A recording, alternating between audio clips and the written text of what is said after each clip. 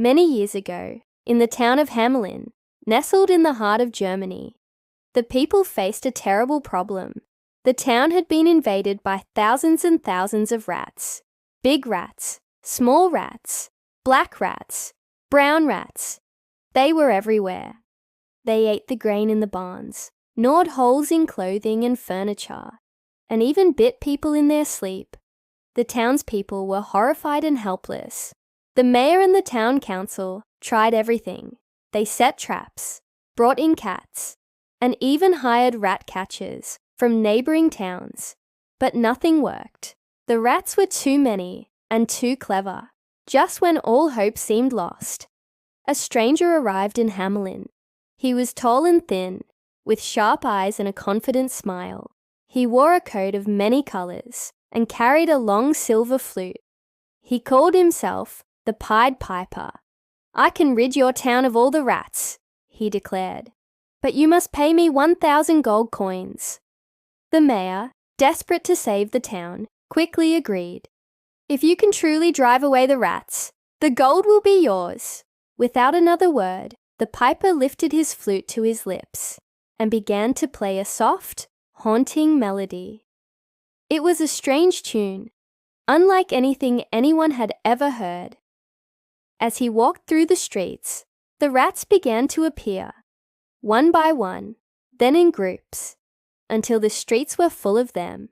Enchanted by the music, the rats followed the piper as he led them out of town. He walked to the river Weser, and without stopping, he waded into the shallow waters.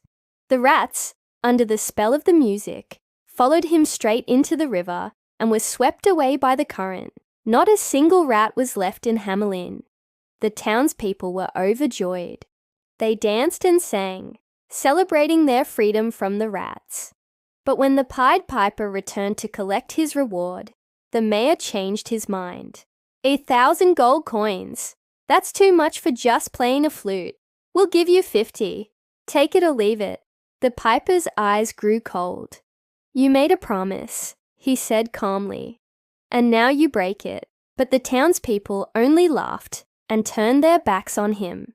So the piper walked out of the town square, but not before giving them one final warning. "You will regret this." The next morning, while the townspeople were busy with their daily chores, the Pied Piper returned. This time he played a new tune, cheerful, sweet, and full of wonder. The sound floated through the air and reached the ears of every child in Hamelin. One by one, the children stopped what they were doing and followed the piper.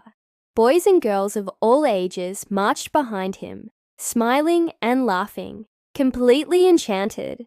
The piper led them through the streets, out of the town gates, and into the hills beyond. Only one child, a little boy who was lame and couldn't walk fast, was left behind. He cried as he watched his friends disappear into the mountains. The people of Hamelin were devastated. They searched for their children for days, but they were never found. The Pied Piper and the children had vanished without a trace. From that day forward, the town of Hamelin never forgot the terrible price they paid for breaking a promise.